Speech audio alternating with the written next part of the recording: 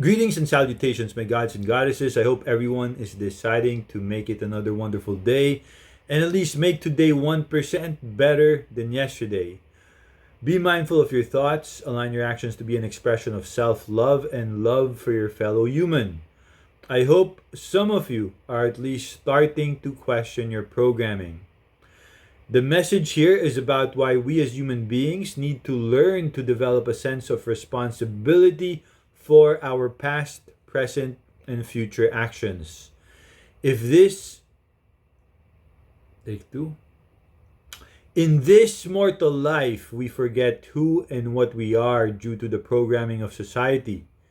It is normal to get lost from our ordained path, and since we are human, we do make mistakes.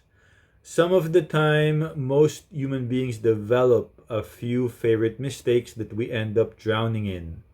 These can be vices, self-destructive behavior, mental, physical, or spiritual abuse towards ourselves and others. And the list goes on. These negative actions fall into two categories: sins against ourselves and sins against others. In both cases, we need to learn to first take responsibility by acknowledging we made a mistake against ourselves and other human beings. For human beings that love and feel too much, we normally treat ourselves way too harshly for making simple mistakes. On the other end of the spectrum, there are human beings that purposely commit very grave and even evil deeds but have no remorse whatsoever for the chaos, lies, and death that they inflict on others. If and when you as a human being decide to heal your inner child, then no matter what your sins are, you do have the chance to make things right with the universe. For that to happen, you do need to first acknowledge your mistake. This is only possible if you have a soul. If you lost your soul to demons, then you will need to regain some form of your soul by getting rid of said demons such as greed, lust, envy, gluttony, wrath, sloth, pride. For those humans that sin against themselves, then please learn to forgive yourself. If you sin against others, then you will need to ask forgiveness from the people that you wronged.